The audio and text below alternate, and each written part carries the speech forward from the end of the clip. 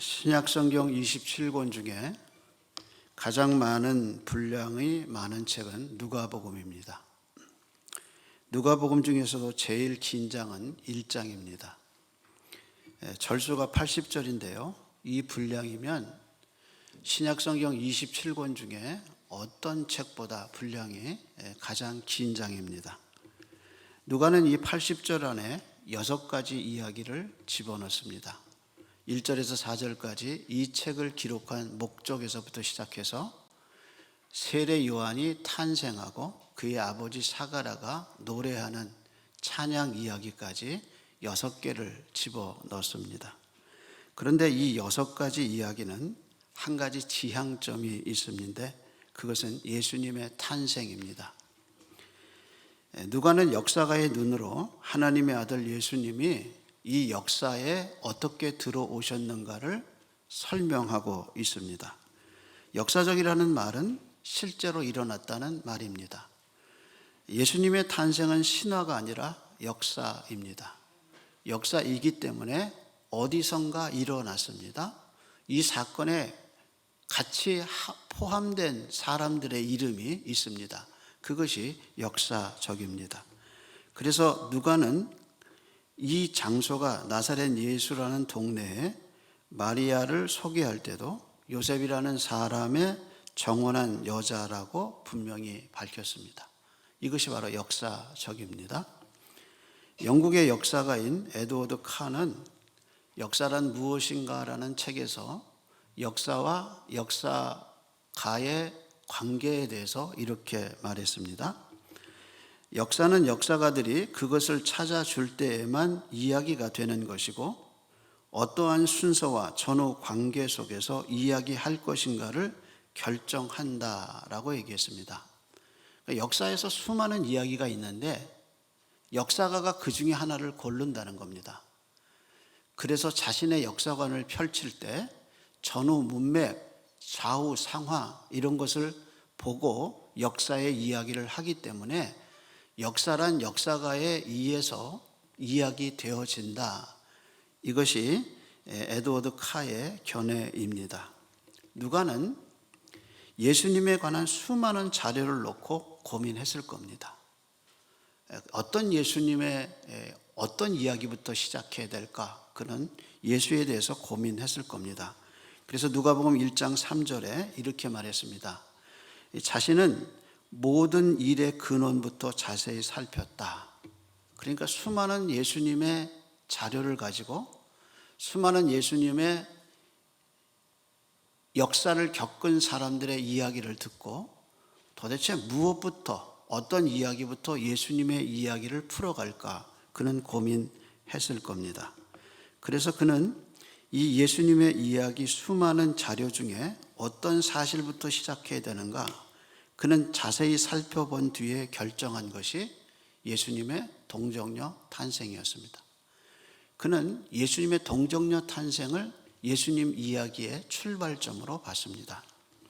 누가의 신학은 예수님의 동정녀 탄생이 말하지 않고는 하나님의 구원 역사를 말할 수 없다는 겁니다. 예수님의 동정녀 탄생이 없다면 이 세상에 하나님의 구원도 없습니다. 마치 부활이 없다면 예수님의 십자가의 죽음이 아무 의미가 없듯이 이 동정녀 탄생 없이는 예수님의 오심과 탄생이 우리에게 아무 의미가 없다는 겁니다. 예수님은 반드시 처녀의 몸에서 나와야 합니다. 왜냐하면 이사야 7장 14절에 이사야가 예언할 때 이렇게 얘기했습니다. 보라 그랬어요. 이 보라라는 단어가 굉장한 의미가 있습니다.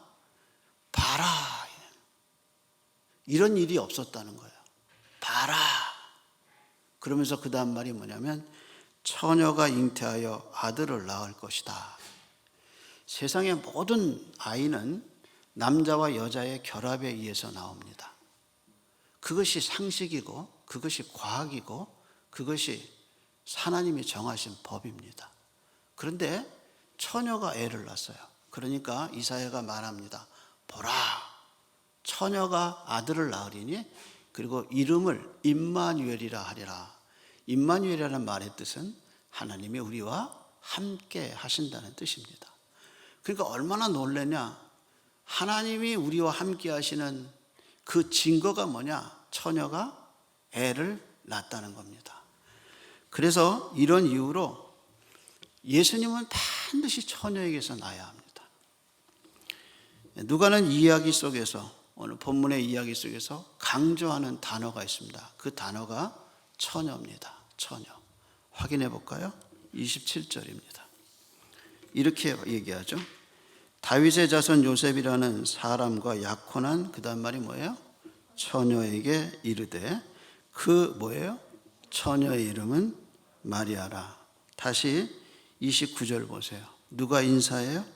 처녀가 그 말을 듣고 놀라 이런 인사가 어쩜인가 생각하며. 누가가 예수님의 어머니를 이야기하면서 가장 강조한 단어는 뭐냐? 처녀라는 단어예요. 그래서 핵심은 예수님이 처녀의 몸을 통해서 이 역사에 오셨고 동정녀 탄생이 얼마나 중요한 것을 얘기하고 있다는 거예요. 그래서 우리가 주일날마다 암송하는 신앙 고백에 이렇게 시작하죠. 전능하사 천지를 지으신 하나님 아버지를 내가 믿사오며 그의 외아들 우리 주 예수 그리스도를 믿사오니, 그 다음 말이 뭐죠? 이는 성령으로 잉태하사 누구예요? 동정녀 마리아에게 나시고. 문제는 그거예요. 그게 믿어지느냐, 그거예요. 처녀가 아이를 낳았어요. 여러분 이거 믿으세요? 동정녀가 성령을 통해서 아이를 낳았어요. 이게 믿어지느냐는 거죠. 이 말은 동정녀에게 오시지 않았으면 그분은 하나님의 아들도 아니고 우리와 똑같은 죄인이에요. 왜냐하면 그도 요셉의 후손이, 요셉과 마리아에게서 났다면 그도 요셉의 후손이고, 요셉은 아담의 계통에서 와요. 아담이 지은 죄를 그대로 이어받은 모든 인류의 아담의 후손이 예수가 될 수밖에 없어요. 그래서 하나님이 당신의 구주 아들 예수 그리스도는 아담의 후손이 아닌 성령으로 처녀의 몸으로 오신, 말씀이 육신이 돼서 오신 예수 그리스도가 나오셔야 된단 말이에요. 그래야 우리의 죄가 구속함을 받는 거예요. 그래서 히브리서 4장 15절에 대제사장에 대해서 얘기하죠. 히브리 저자가 예수님이 우리의 죄를 대속하는 대제사장이에요. 자신의 몸을 단번에 들여서 우리를 죄속하는 대제사장인데, 뭐라고 제사장을 표현했냐, 이렇게 얘기했죠. 우리에게 있는 대제사장은 우리의 연약함을 동정하지 못할 리가 아니요. 이중부정 썼어요. 동정한다는 거예요. 그래서 동정하지 못할 리가 아니요, 그 다음 말이 모든 일에 우리와 똑같은 시험을 받으시되 죄는 없으시니라. 만약에 예수님이 동정녀에게서 나오지 않았다면 예수님은 죄가 있어요. 그래서 예수님은 동정녀에서 나셔야 돼요. 이런 이유로요, 세례 요한이, 누가가 세례 요한의 이야기를 전개해 갈 때 세례 요한에게는 아버지 샤가랴의 이야기를 강조해요. 샤가랴가 환상을 보고 말을 못하는 벙어리가 됐다. 그리고 세례 요한이 태어났을 때 이름을 서판에다 썼다. 그리고 나중에 말이 풀려서 그가 이야기를 시작했다. 그 모든 이야기의 초점 뭐냐? 세례 요한에게 아버지가 있다는 거야. 그런데 예수님 얘기할 때는 요셉의 얘기가 없어요. 대신 요셉의 자리에 누가 있느냐? 성령님이 계시다는 걸 얘기해요. 그래서 세례 요한의 아버지와 예수님의 아버지가 있고 없고를 우리에게 보여줘요. 그러면서 예수님이 동정녀에게서 났다는 사실, 성령으로 났다는 사실을 비교하면서 우리에게 알려줘요. 만약에 예수님이 성령으로 오시지 않고 동정녀에게 나시지 않았다, 그러면 우리는 죄를 사함을 받을 수 없어요. 그렇다면 누가복음 1장에 나오던 예수님의 출생을 예고한 이 이야기가 오늘을 사는 나하고 무슨 관계가 있느냐는 거죠. 예수님이 동정녀 몸에서, 처녀의 몸에서 성령으로 잉태했다. 이게 오늘 사는 나하고 무슨 관계가 있느냐라는 질문에 대해서 하이델베르크의 교리가 그 질문을 해주고 있어요. 질문입니다. 이렇게 질문했어요. 그리스도의 거룩한 수태와 탄생으로부터, 질문 먼저 이렇게 하죠. 질문이 이렇게 질문합니다. 그리스도의 거룩한 수태와 탄생으로부터 신자인 당신이 어떤 유익을 얻을 수 있습니까? 이게 질문이고요. 답입니다. 답을 이렇게 말했어요. 예수가 우리의 중보자시라는 것과 그의 순수하심과 온전하신 거룩하심이 하나님 앞에서 내가 타고난 나의 죄를 덮는 유익을 얻습니다. 그러니까 예수님이 그렇게 처녀의 몸에서 성령으로 태어난 그 잉태와 수태됨이 그렇지 못한 나의 죄성을 덮어줄 수 있는 예수님의 인성이 된다. 그래서 예수님이 몸을 입으시고 피를 흘리셔야 돼. 그리고 예수님이 그 죽은 몸이 다시 부활해야 우리 몸도 부활하는 거예요. 그래서 우리가 얼굴에 더러워지고 몸에 더러운 것은 물로 씻어내죠. 근데 마음의 더러움은 피 없이는 씻어지지 않아요. 그래서 성경은 구약의 모든 제사 제도를 통해서 한 가지를 얘기해줘요.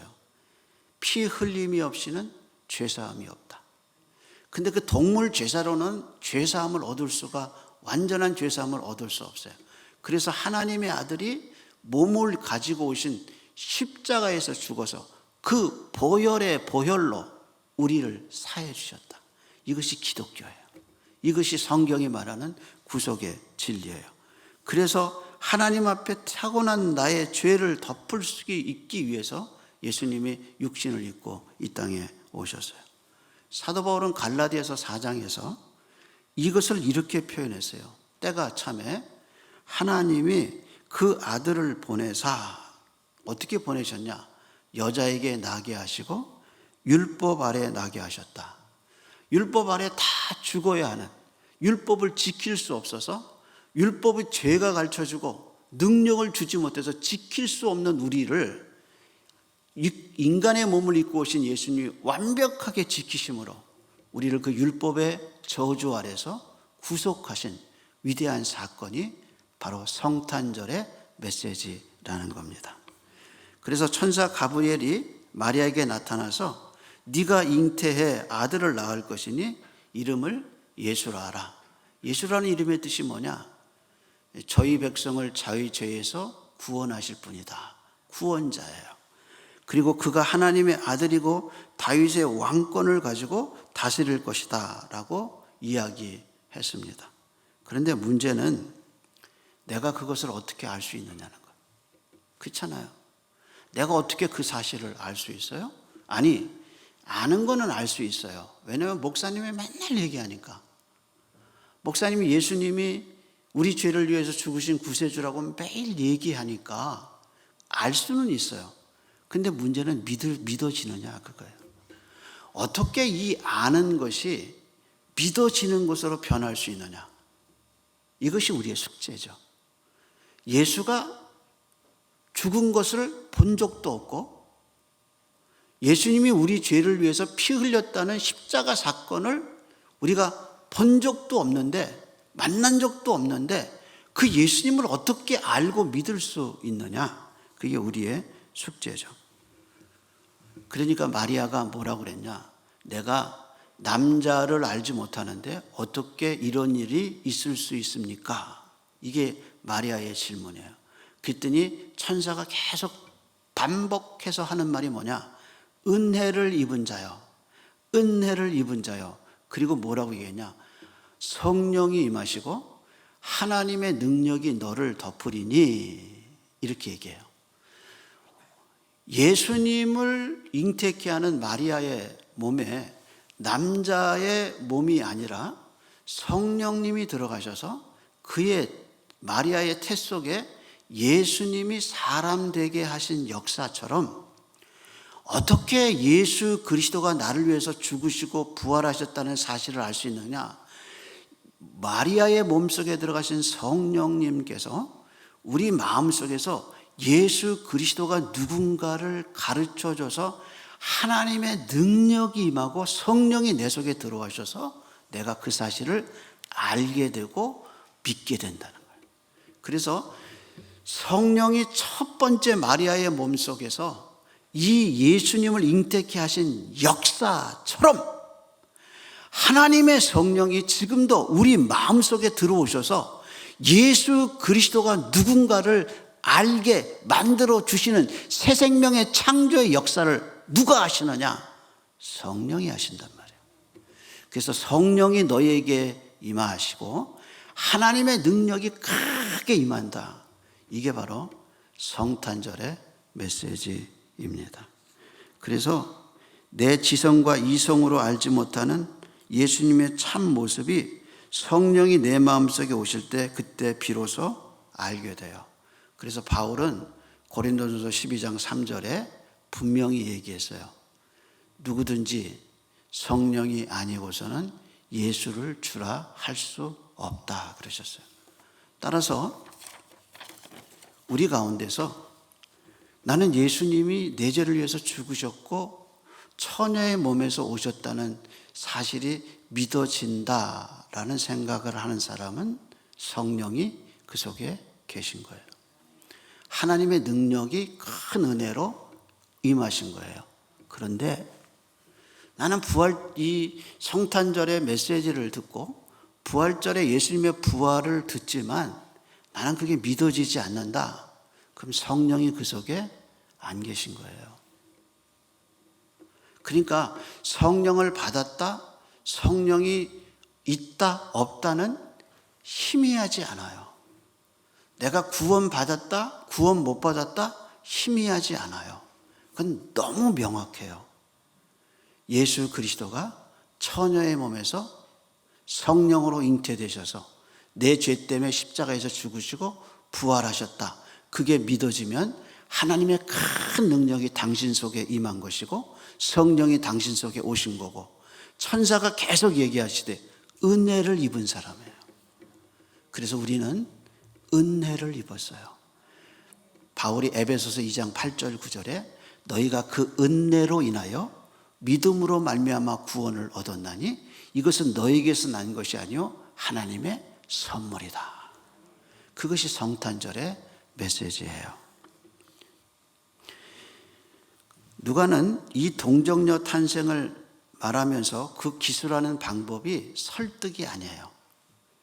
누가는 어떤 문체에도 누가의 어떤 문체도 독자의 동의를 구하거나 아니면 사실관계를 설명하는 문체가 아니에요. 그는 선포하고 있어요. 일방적으로 선포해요. 하나님의 복음은 인간의 동의가 필요 없어요. 인간은 복음에 의해서 설득되는 게 아니에요. 사람은 설득되어서 복음을 믿는 게 아니에요. 일방적인 하나님의 은혜, 성령의 강력한 임재, 하나님의 은혜가 내 속에 들어올 때 그 하나님의 복음, 하나님이 행하신 그 놀라운 사건 앞에 무릎을 꿇고 하나님을 경배하면서 그 복음의 소식이 가슴속에 믿어지는 거예요. 그래서 그게 은혜라는 말을 써요. 은혜를 입었기 때문에 복음이 믿어지는 거예요. 누가는 선포해야 할 진리를 설명하는 법이 없어요. 그는 1장부터 예수를 말할 때 선포합니다. 하나님의 구원 역사는 하나님이 하신 이 위대한 역사, 처녀의 몸에서 당신의 아들을 태어나게 하시고 인간의 죄를 속하게 하신 십자가 사건과 부활의 놀라운 사건은 인간의 동의가 필요하지 않아요. 하나님이 행하신 위대한 사건이에요. 그래서 바울은 이 복음을 얘기하면서 내가 받은 것도 아니요, 내가 만든 것도 아니라 하나님이 나에게 보여줬다는 계시를 얘기하죠. 성령으로 보여줬다는 거예요. 따라서 예수님이 역사에 오셨다. 마리아의 몸, 처녀의 몸에서 죄 없이 오셨다. 그래서 의인이 되신 예수님이 죄인을 구원할 수 있다. 이것이 복음이고 누가의 메시지입니다. 따라서 이 모든 것을 다 들은 마리아가 38절에 고백하죠. 한번 읽어볼까요? 38절입니다. 마리아가 이르되 주의 여종이오니 말씀대로 내게 이루어지리다 하매 천사가 떠나가니라. 여러분, 이 말씀대로 이루어진다는 말이 뭐예요? 처녀가 아이를 임신한 거예요. 그래서 입덧을 하고요. 배는 점점 불어오고, 그러면 어떻게 되느냐? 죽을 위험이 있어요. 왜냐하면 율법에 처녀가 아이를 임신하면 돌에 쳐 죽이게 됐어요. 요셉이 그 사실을 알게 되죠. 진리를 잉태한다는 거, 진리를 믿고 산다는 것은 바로 이와 같은 거예요. 남이 이해 못해요. 천국 가보지도 않았는데 천국이 있다고 말해야 돼요.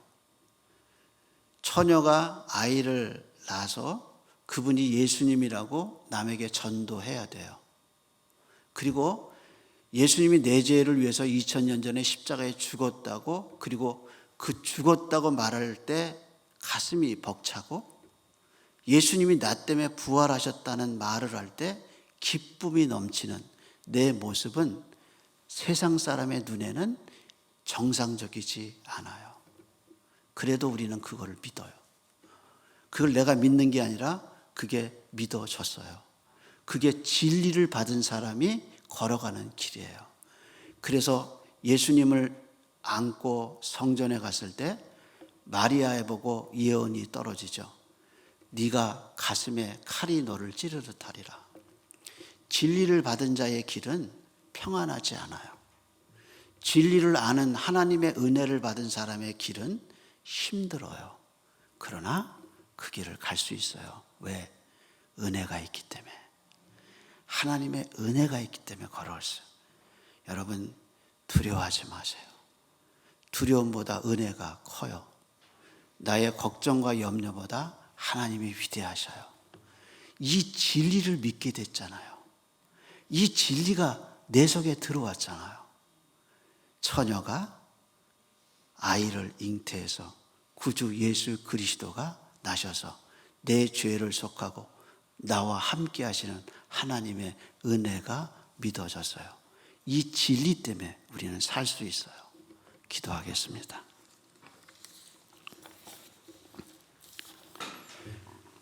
하나님, 아이들의 장래가 걱정될 때, 내 건강이 걱정되고 미래가 두려울 때 하나님의 은혜를 생각하게 하소서.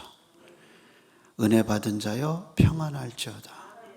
정말 이 진리를 붙들고 사는 저희가 되게 하시고, 남들의 눈에 비이성적이고 합리적이지 않으며 과학과 상식에 다른 아들 예수 그리스도의 동정녀 탄생이 믿어지게 하시고, 보지도 않은 예수님이 내 죄를 위해서 죽었다고 감격해 되고 그 은혜에 눈물 흘리는 은혜를 주신 하나님 감사합니다.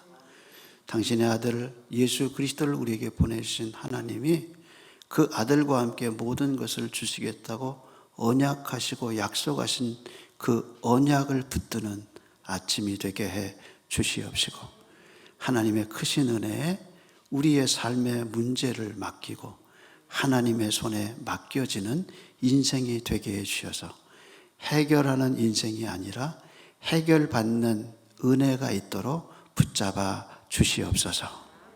이제는 우리 주님 예수 그리스도의 은혜와 하나님 아버지의 크신 사랑하심과 이 모든 것이 믿어질 수 있도록 실제가 되게 믿음을 주시고 은혜를 베풀어 주시는 성령 하나님의 은혜가 예배하는 모든 이들의 심령과 그 걸음걸이 삶 위에 이제로부터 영원토록 함께 있을지어다.